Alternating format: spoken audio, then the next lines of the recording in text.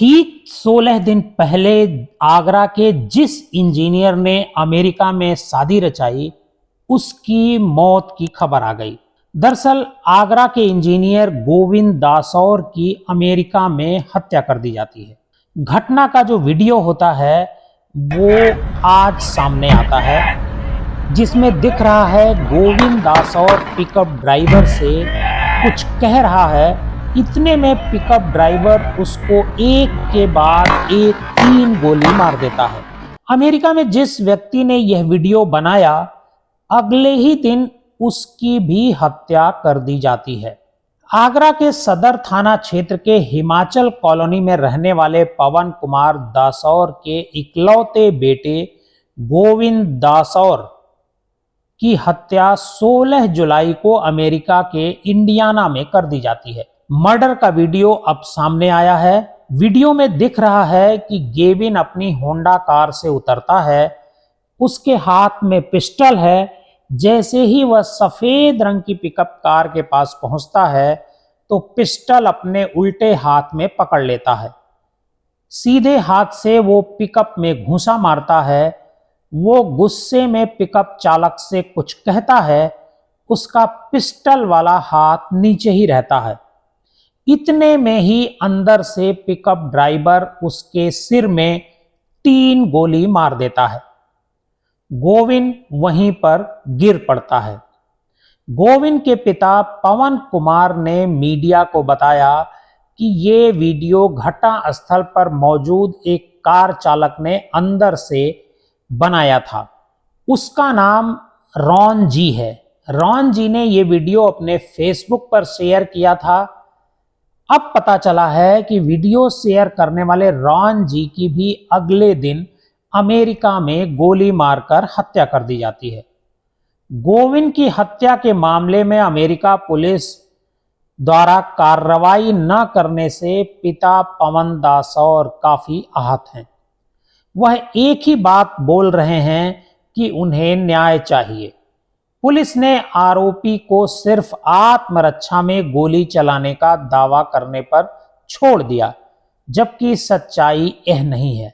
गोविंद हाथ में पिस्टल जरूर पकड़े था, लेकिन गोली नहीं चला रहा था। पिकअप ड्राइवर से विवाद के दौरान बातचीत में वह दाएं हाथ की जगह बाएं हाथ में पिस्टल ले लेता है।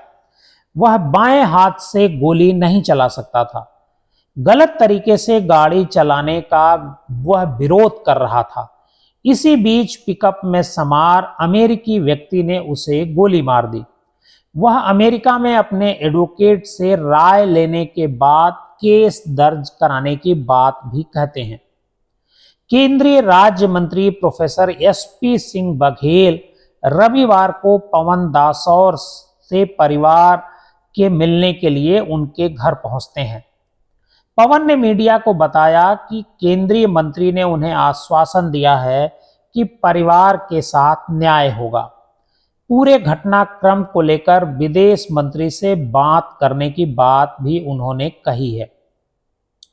पवन कुमार का कहना है कि 16 जुलाई को हत्या वाली शाम को बेटा और बहू दोनों साथ में थे। उन्होंने साथ में पार्टी की। रात करीब 8:15 बजे दोनों पार्टी के बाद अपने घर के लिए निकले। रास्ते में करीब 8:30 बजे सामने आ रहे पिकअप और बेटे गोविंद की कार में टक्कर हो गई। इसको लेकर उनके बीच झगड़ा हो गया। इसी बीच पिकअप ड्राइवर ने बीच सड़क पर बेटे को गोली मार दी। हत्या के बाद इस बात की जानकारी उनकी बेटी ने दी। पिता ने यह भी बताया कि उनका इकलौता बेटा गोविंद 2016 में अमेरिका गया था। वो वहां इंडियाना में रह रहा था।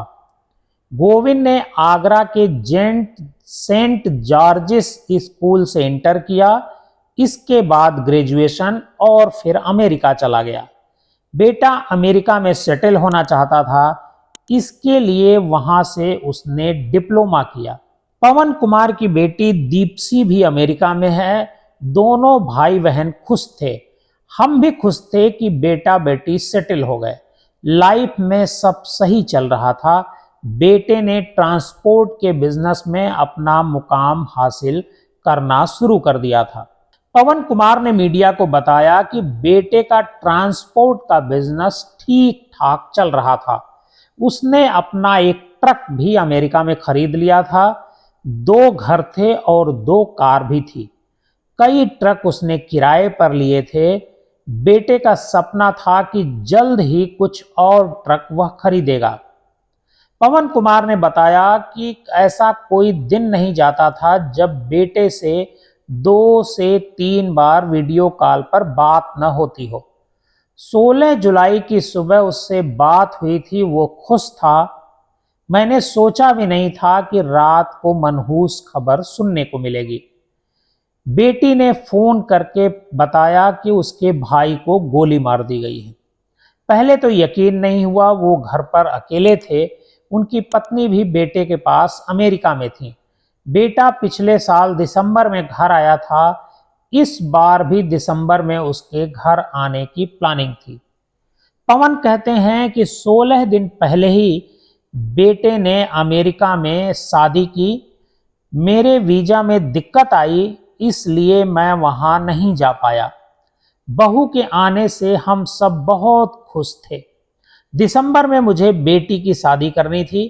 गोविंद से कहा था कि वो बहू के साथ दिसंबर में आए तो एक साथ बेटी की शादी और बेटे का रिसेप्शन किया जाएगा।